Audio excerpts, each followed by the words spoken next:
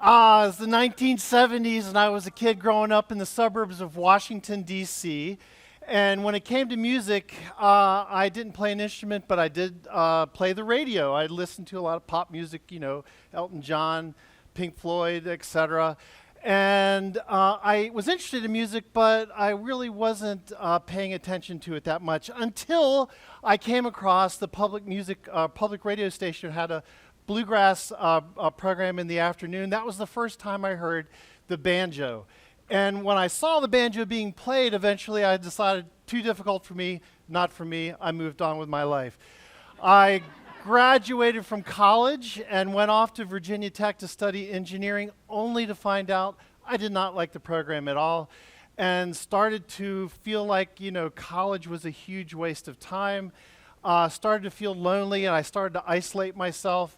And luckily, a friend of mine said, hey, you should come out to my property and build yourself a one-room cabin. And so that's what I did. To clear my head, I built this cabin. It turned into my own Walden Pond experience. And I emerged from that summer ready to engage with college and life in a new way.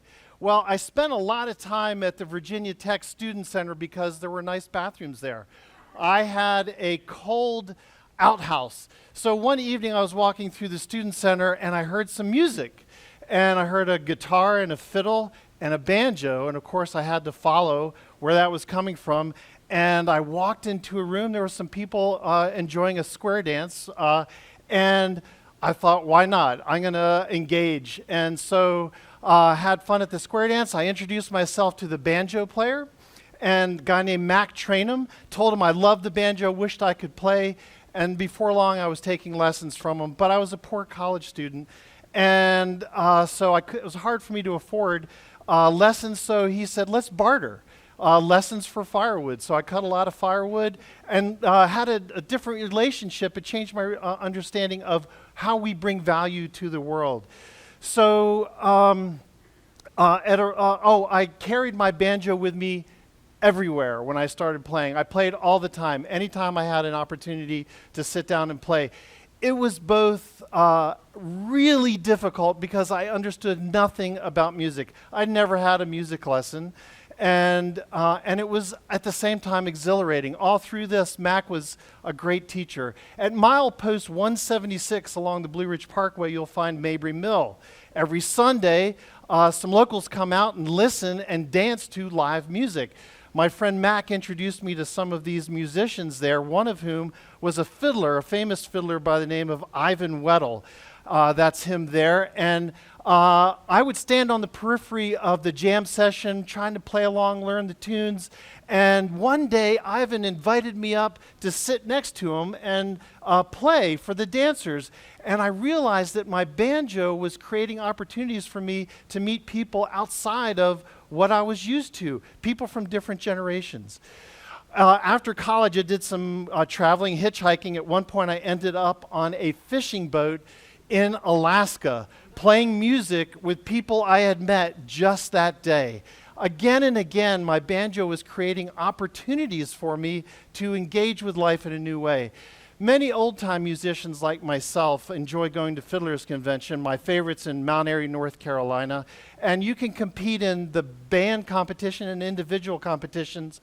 I did and never won anything. And one year I remember being on stage and walking up to the microphone, and my mind was everywhere other than what I should have been thinking about, which was playing music. I was so frustrated. And I got off stage and talked to a friend of mine, and she said, oh, you have monkey mind. You should talk with our friend John, who has studied Zen Buddhism. Maybe he can help. And so that conversation took me on a path of self-discovery, and to this day I'm still working on clearing my mind and being present. And a few years later I returned to that same Fiddler's Convention with a new mindset, and that's the year I won the blue ribbon there. I was asked to teach at a week-long music camp, and I said yes, but I felt like an imposter because I wasn't even half as good as my teacher, Mac. And one of my mentors told me, he said, don't worry about it. Just come from a place of love. Love your students, love the music, everything will work out. And it did. So when I was growing up, probably one of my best friends was my dog, actually. And we did all kinds of adventures. And when I went off to college, he eventually joined me when I moved off campus and was by my side when I built the cabin and lived in it for 3 years. And when I moved to Asheville, we had more adventures. And then when he died, it left a big hole in my life.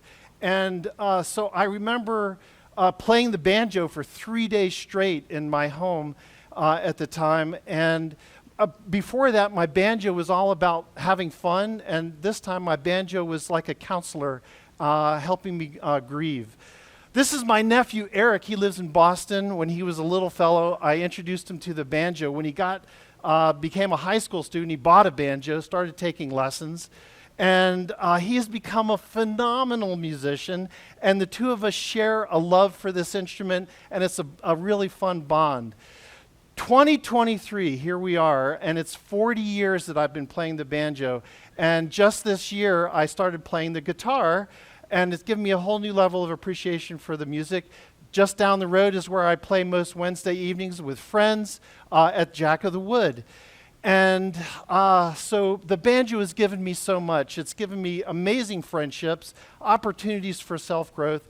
And honestly, 40 years ago, I could never have imagined all the joy and fulfillment that I would have gotten from this instrument. And I am forever grateful. Thank you.